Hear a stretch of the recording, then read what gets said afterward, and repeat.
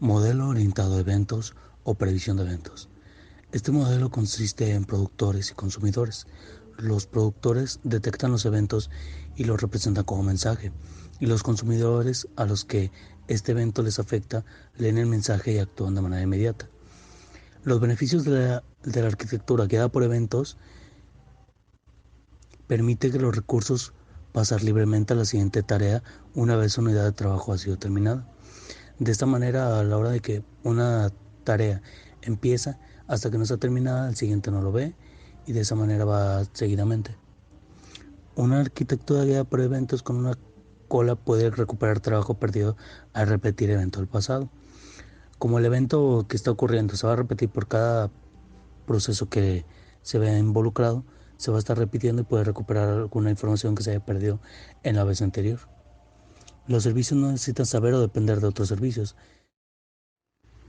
Modelo o patrón de capas. La ventaja principal de este modelo es que el desarrollo se puede llevar a cabo en varios niveles. Este modelo como tal divide el programa en tres niveles. En la capa de presentación, la cual es con la que interactúa el usuario y la cual ve, o que también es la capa de diseño. La capa de negocio, la cual consiste en todo lo que es la parte del código y todos los eventos que interactúa el usuario. Por ejemplo, ahora presiona un botón, la ve la capa de presentación, y en la capa de negocios donde se ve el código, donde se ve lo que produce ese botón. Y la capa de persistencia, que es donde se guardan todos los datos del programa, con los cuales van a interactuar la capa de negocio y que se muestran en la capa de presentación. Modelo vista controlador. Es un modelo que, al igual que el modelo de capas, divide el programa en tres partes. En la parte del modelo, que contiene una representación de los datos que maneja el sistema, su lógica de negocios y sus mecanismos de persistencia. Esta parte del programa es capaz de acceder a la capa de almacenamiento de datos y define las reglas de negocio, la funcionalidad del sistema y lleva un registro de las vistas y controladores del sistema. Es, por decirlo así, la parte principal del sistema o la parte trasera donde se define todo lo del código. La vista de interfaz del usuario, al igual que en el anterior modelo, solo que en este se define toda la parte que va a ver el usuario, todo lo que viene siendo con la interfaz y todo lo que viene que ver con la vista del programa. Y el controlador es el que actúa como intermediario entre el modelo de la vista y el modelo. Esta parte del programa va a ser toda la que va a controlar todos los procesos, todo lo que hacen los botones. Modelos monolíticos versus distribuidos. Como su nombre lo dice, el modelo monolítico es solamente un mono, o sea, que viene de uno. O sea, solamente es un solo código en el cual se va a estar trabajando. Es una plasta de código entera, por llamarlo así. Es sencillo de desarrollar, es sencillo de instalar, ya que como solamente es un solo código, solamente se tiene que instalar un solo archivo. Es sencillo de desarrollar, ya que pues solamente vas a ir manejando el mismo código, no tienes que estar cambiando entre carpetas o entre otras clases, todo es en la misma zona. Es más fácil de testear, ya que como pues es un código simple, es solamente un código, vas probando de uno en uno y no tienes que estar probando una cosa aparte y luego estar probando en otra zona. En cambio, el modelo distribuido es fácil de entender, ya que como está dividido en diferentes módulos, no es necesario, no tienes toda la plasta de código y puedes ir dividiendo de módulo buscando lo que quieres entender o la parte que buscas. Una independencia entre servicios. La ventaja de esto es que, por ejemplo, si en algún caso te falla alguna parte del código, es más fácil encontrar el error y además, pues, no va a afectar ese código que te está afectando, no va a afectar al resto del código.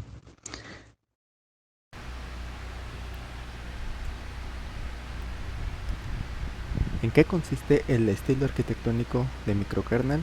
Pues bueno, este, también conocido como arquitectura de plugin, permite crear aplicaciones extensibles, mediante la cual es posible agregar una nueva funcionalidad mediante la adición de pequeños plugins que extienden la funcionalidad inicial del sistema.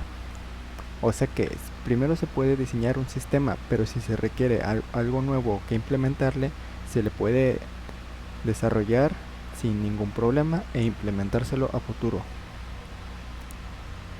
¿Cuándo se debe usar? Pues este es un patrón natural para implementar aplicaciones basadas en productos. Una aplicación basada en un producto es una que está empaquetada y está disponible para su descarga en versiones como un producto de terceros típico. Algún ejemplo pueden ser los .exe. Sin embargo, muchas compañías también desarrollan y liberan sus aplicaciones empresariales internas, como productos de software, conversiones, notas de lanzamiento y características conectables, cuando no se deben usar.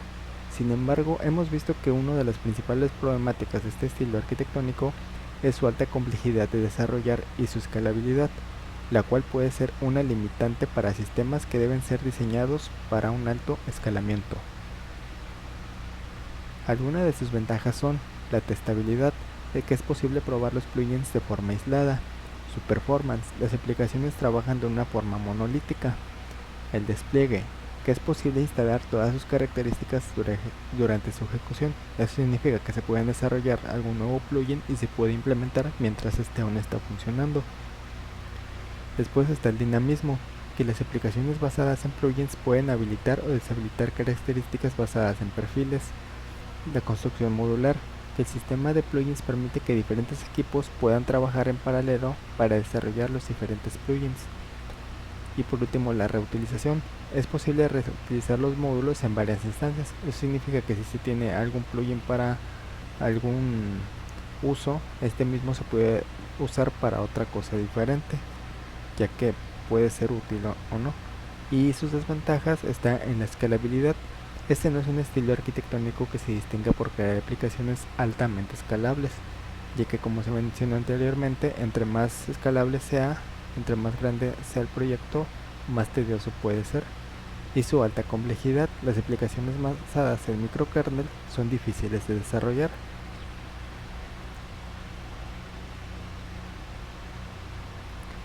¿En qué consiste el patrón de microservicio?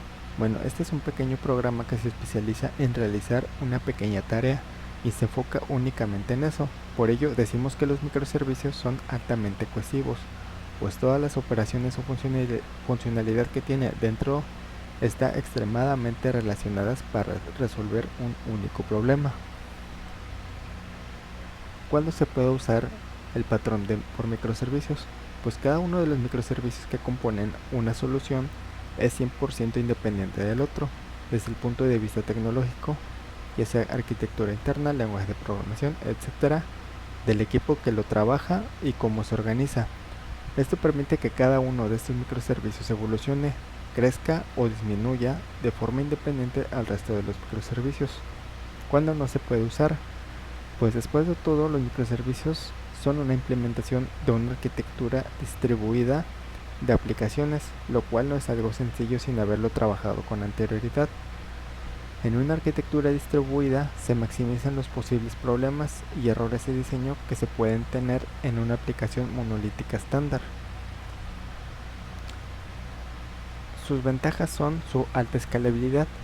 Como al requisito anterior, este sí se puede hacer un proyecto con una escalabilidad más alta, lo cual permite montar numerosas instancias del mismo componente y balancear la carga entre todas las instancias.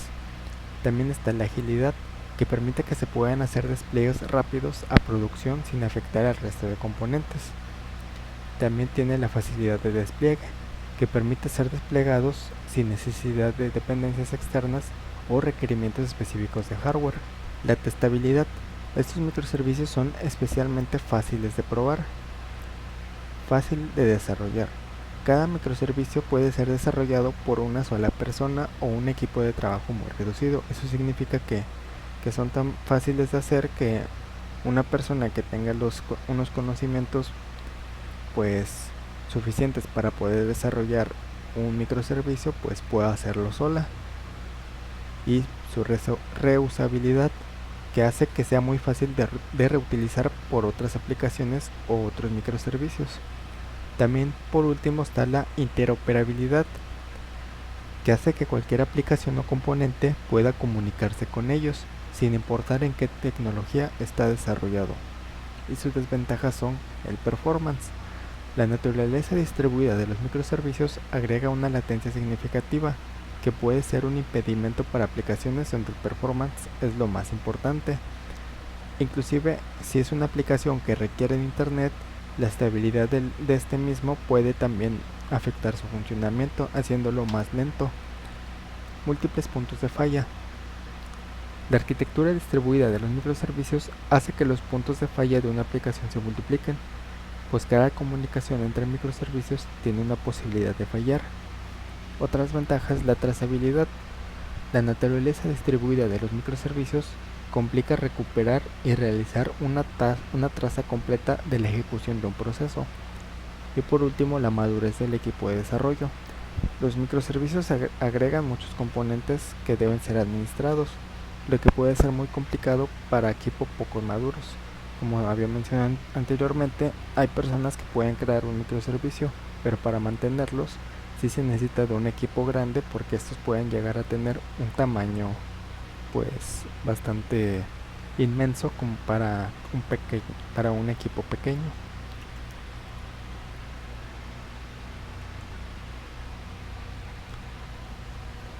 ¿En qué consiste el CQRS? Pues el Command Query Responsibility Segregation es un estilo arquitectónico en el que tenemos dos subsistemas diferenciados. Uno es responsable de los comandos y otro de las consultas. Por comandos entendemos una petición por parte de un usuario u otro sistema para realizar una operación de negocio que evolucione el sistema de un estado a otro. ¿Cuándo se puede usar este patrón? Pues este patrón de arquitectura podría usarse cuando es difícil consultar, por ejemplo, desde los repositorios, varios datos que los usuarios necesiten ver. Esto es especialmente cierto cuando el diseño UX crea vistas de datos que atraviesan varios tipos de instancias agregadas. Cuanto más justificado sea su dominio, más tiende a ser cierto. ¿Y cuándo no se puede usar? Pues sin embargo, esta metodología, aunque efectiva, funciona mejor cuando solo trabajas con un solo tipo de registro en sus acciones. Si miramos desde una perspectiva en la que queremos obtener información de distintos elementos o agrupar estos mismos en uno, poco a poco vemos cómo esta estructura se diluye y es difícil de gestionar o delimitar los entornos de cada elemento. Sus ventajas son que tiene un escalado independiente. CQRS permite las cargas de trabajo de lectura y escritura que se escalen de una forma independiente. Permite el esquema de datos optimizados. El lado de lectura puede usar un esquema que está optimizado para las consultas, mientras que el de escritura utiliza un esquema que está optimizado para las actualizaciones. Otra ventaja es la seguridad, que es fácil asegurarse de que solo las entidades de dominio correctas realicen escrituras en los datos. Otra ventaja es la separación de cuestiones.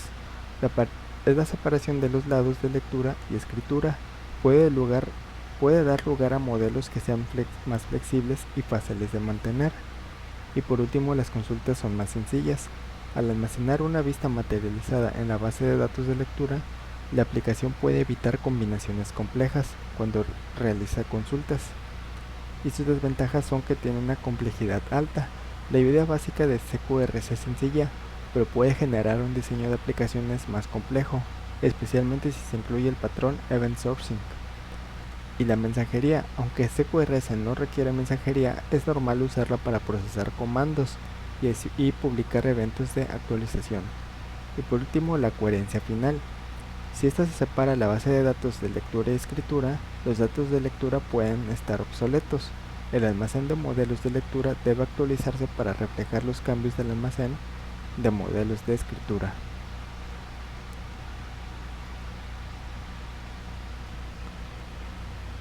¿Y en qué consiste la arquitectura hexagonal? Pues esta arquitectura del software es en la que busca separar el core lógico de la aplicación y dejarlo en el centro totalmente aislado del exterior, del cliente y de otras interacciones. ¿Cuándo se debe usar? La intención de la arquitectura hexagonal no es otra que permitir que una aplicación sea usada de la misma forma por usuarios, programas, pruebas automatizadas o scripts, y sea desarrollada y probada de forma aislada de sus eventuales dispositivos y bases de datos en tiempo de ejecución. ¿Cuándo no se puede usar? Por contra, en la arquitectura hexagonal, tomando como ejemplo una base de datos, se concibe como uno más de los puertos con los que nuestro dominio interactúa.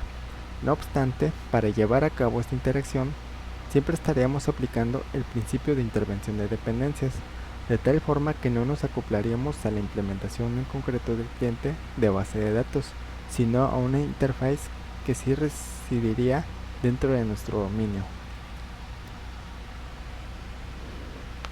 Sus ventajas son simples, sino que nos guía la construcción de un software de calidad con sus directrices y reglas. Nos facilita el uso de patrones de diseño como Solid y nos permite desacoplar nuestra lógica de negocio de nuestro método de entrega mediante sus adaptadores. Y como cualquier otra arquitectura basada en la inyección de dependencias, esta nos permite realizar mejores sets unitarios a nuestros diferentes componentes. Y sus desventajas son pocas, ya que una de ellas es que para comunicarse entre las diferentes capas hace falta el uso de puertos, interface. La complejidad suele aumentar con frecuencia, y en aplicaciones grandes habrá un gran número de capas, con sus correspondientes interface e implementaciones.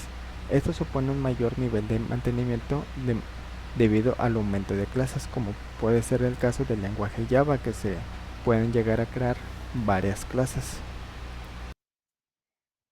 Una de las arquitecturas puede ser diseño orientado al dominio, Domain Driven Design (DDD), o diseño basado en dominios.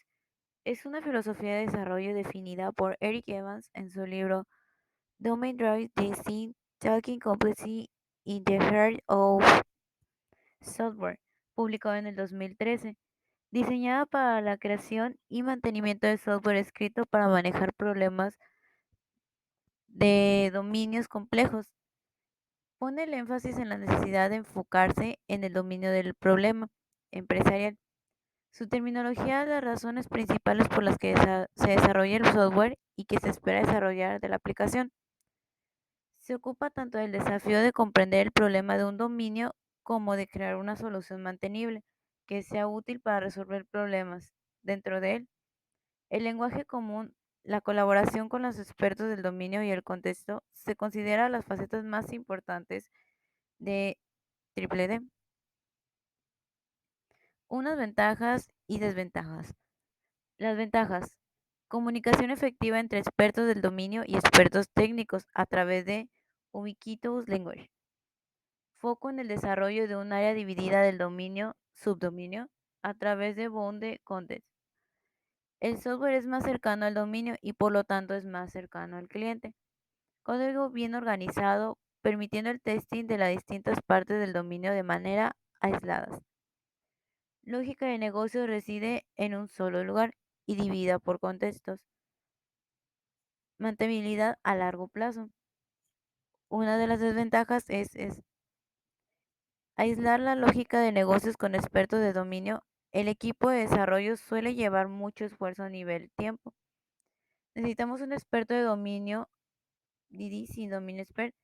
Este, por ser eh, una arquitectura muy complicada, aquí no cualquier persona se podría decir que no lo puede manejar, ya que es muy complejo, así que tendrías que tener experiencia en este tipo de arquitectura. Una, una curva de aprendizaje alta con patrones y procedimientos. Este enfoque solo es sugerido para aplicaciones donde el dominio sea complejo, no es recomendado para simple CRUDs. Hablando de REST, no es como tal una arquitectura de software, sino más bien es un conjunto de restricciones que en conjunto hace un estilo de arquitectura de software distribuido que se centra en la forma en la que transmitimos los datos y las diferentes representaciones que estos pueden tener. Una de las ventajas es que es compatible con cualquier tipo de lenguaje de programación, tiene escalabilidad, es reducción del acoplamiento y reutilización. Una de las ventajas de esto, como en todas las arquitecturas distribuidas, el costo es el performance es un constante, ya que cada solicitud implica costos, latencia, conexiones y autenticaciones. Peer-to-peer. La arquitectura peer-to-peer se caracteriza por su capacidad de crecer a medida que más nodos entran a la red, de tal forma que entre más nodos se conectan, más puede el procesamiento de agregar a la red, al mismo tiempo que la hace más difícil de detener. Esta arquitectura, una de las ventajas que tiene es que tiene mayor nodos, sí es el que le puede agregar mayor nodos y tiene una privacidad. Por ejemplo, cuando quieres saber, no, bueno, los demás no pueden saber dónde se realizó la petición, ya que de tantos nodos no pueden identificar de dónde salió. Eh, También tiene un equilibrio de carga, tiene algo ordenado. En vez de tenerlo todo amontonado, puedes identificar cada nodo de diferentes partes y puedes encontrar lo que realmente buscas. Es tolerable a fallas por lo mismo de que tanto código acumulado puede llegar a trabarse. Pero aquí hay una de las desventajas, que es tan complejo que puede ser tan grande que necesitaría manejarlo entre muchos participantes de un equipo. Tiene que tener un control bien asegurado. Aparte, la seguridad no es tan confiable que digamos. Y es un tráfico de redes que puede propagar las peticiones a los nodos adyacentes, que quiere decir que puede saturar la red con una gran cantidad. Cliente-servidor. La arquitectura cliente-servidor tiene dos partes claramente diferenciadas. Por un lado la parte del servidor y por otro la parte del cliente o grupo de clientes donde lo habitual es que, que un servidor sea una máquina bastante potente con un hardware y software específico que actúan de depósito de datos y funcione como un sistema gestor de base de datos o aplicaciones. Una ventaja de esto es que facilita la integración entre diferentes sistemas y comparte información permitiendo, por ejemplo, que las máquinas ya existentes puedan ser utilizadas mediante una interfaz más amigable para el usuario. Al favorecer el uso de las interfaces de gráficas interactivas, los sistemas construidos bajo este esquema tienen una mayor interacción con el usuario.